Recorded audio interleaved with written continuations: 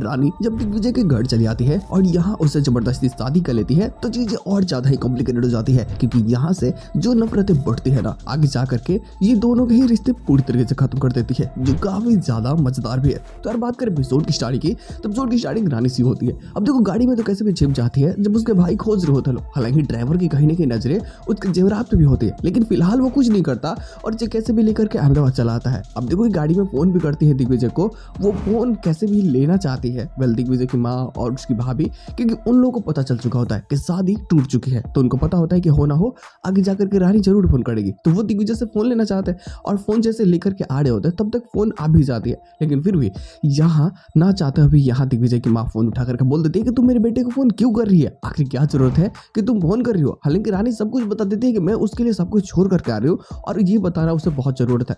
लेकिन यहाँ जाने अनजाने में ही सही, लेकिन दिग्विजय की माँ उससे सही एड्रेस बता देती है जहाँ आगे प्रेस कॉन्फ्रेंस होने वाला है दिग्विजय का, और वहाँ पे अब रानी जाने का फैसला करती है। हालांकि जहाँ पे जाती है लोन का फोन लेने के लिए, क्योंकि इससे फोन की जरूरत होती है, वो पुराने वाले सिम कार्ड और फोन यूज नहीं कर सकती क्योंकि आगे उसके भाई उसको ट्रेस कर सकते हैं। तो यहाँ फोन लेकर के जैसे इंतजार कर रही थी कॉल करे, तब तक देखते हैं कि दिग्विजय उसके सामने से जा रहा है गाड़ी में, और ये पीछा भी करते हैं ताकि ये दिग्विजय को बता सके कि दिग्विजय मैं सब कुछ छोड़ करके तुम्हारे पास आ चुकी हूँ। ये बहुत दौड़ती है लेकिन अंततः हार करके गिर भी जाती है। इसे बहुत चोटें भी लगती है, लेकिन फिर भी ये अपने दर्दों को दरकिनार करते हुए ये कैसे भी उस प्रेस कॉन्फ्रेंस में पहुंचती है जहाँ पे दिग्विजय शामिल है। अब वहां जाने के बाद में ये अंदर जा नहीं सकती क्योंकि कोई पास है ही नहीं और ना ही ये मीडिया से है। तो अब ये करे तो करे क्या, सिक्योरिटी गार्ड से कैसे मदद मांगने की कोशिश भी करती है तो वो मदद नहीं करता क्योंकि वो भी विवश होता है, वो कैसे कर सकता है, अगर उसने किया तो उसकी जॉब भी खतरे पड़ जाएगी। तो यहाँ रानी फैसला करती है और वो दौड़ करके अंदर चले जाते हैं जहाँ प्रेस कॉन्फ्रेंस में एक बार को फोन भी की होती है ताकि दिग्विजय उठा ले तो ये कैसे भी अंदर घुस जाए।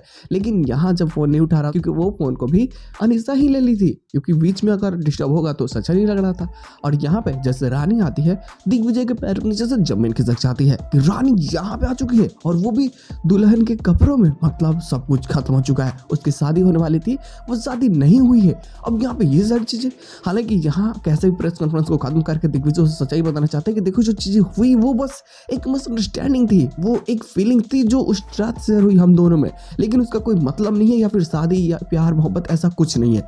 अब ये सारी बातें सुनने के बाद में रानी का दिल टूट जाता है कि कैसा तुम कर सकते हो, तुम्हारे लिए जो एक खेल है मेरे लिए वो सच्चा प्यार था, तुमने मुझे धोखा दिया है।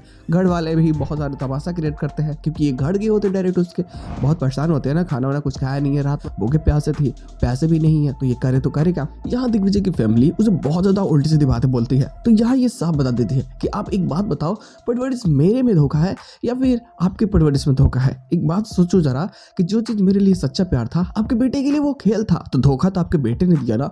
बहुत उल्टी सीधी बातें बोलने लगती है और हार पाच करके यहाँ दिग्विजय अपना सर झुका ही देता है। वो क्या करता है, सिंदूर लाता है, मंदिर से सिंदूर लगा देता है कि लो आज तुम मेरी पत्नी हो गई, लेकिन मुझे पता है कि तुम मेरी पत्नी होने का कोई फर्ज नहीं निभाओगी। तुमने मेरी माँ को बदनाम करके, तुमने मेरी माँ को ब्लैकमेल करके मुझे भले ही ये कैसे भी जबरदस्ती करवा तो लिया है, लेकिन मैं तुम्हें कभी अपना पत्नी मानूंगा नहीं।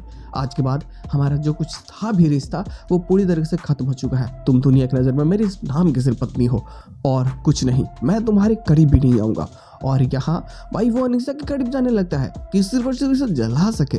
और यहाँ यही सारी चीजें और ज्यादा ही कॉम्प्लिकेटेड जाती है क्योंकि जो रानी सपने लेकर के यहाँ आती है वो एकाएक से पत्नी तक बन जाती है घर में, और अब घर में जब सब कुछ हो ही गया है तो ये घर से बाहर जा नहीं सकती और चीजें कॉम्प्लिकेटेड जो बनेगी वो आगे जाकर के हमें देखने को मिलने वाली है। फिलहाल इसी के साथ में एपिसोड की एंडिंग कर दी जाती है। रानी की फैमिली भी कैसे ही खोजते खोजते यहाँ आएगी तो जरूर, लेकिन जब वो आएगी और यहाँ का ये कंडीशन देखेगी तो उनके सच में पसीने तक छूट जाएंगे, जो भाई उन्हें बहुत ज़्यादा परेशान करने वाले हैं क्योंकि उसके घर वाले बहुत परेशान होते हैं। खास करके उसके डैड, वो सोचते हैं कि वो फांसी लगा ले, वो जान दे देंगे क्योंकि रानी ने उसकी ज़िंदगी पूरी तरीके से बर्बाद कर दी है, क्योंकि भाई उनकी इज्जत थी राजकोट में। और अब जो आस पड़ोसी उसके रिश्तेदार सब थू थू कर रहे होते हैं कि आपकी बेटी भाग गई, छी ये आपका घमंड था, ये आपका रौब था, ये सब एक खोखले दावे थे और कुछ नहीं। और चीज़ें तो यही सारी चीज़ें और मज़ेदार होती है जो काफ़ी बेहतरीन और काफ़ी मज़ेदार भी होगी। गुड लोग देखो, गुड लोग इसके साथ तो एपिसोड की एंडिंग करती जाती है। एक्स्ट्रा प्लॉट है नहीं, बट आती है तो बातें जरूर हो जाएगी क्योंकि गृह प्रवेश के नाम पे भी कुछ तमाशा ही होने वाले हैं और ये तमाशा हमें बहुत ही ज़्यादा सुकून देने वाली है। तो बस आज के एपिसोड में इतना ही, हम लोग मिलते हैं बहुत जल्द किसी नए वीडियो के साथ में, तब तक के लिए बाय।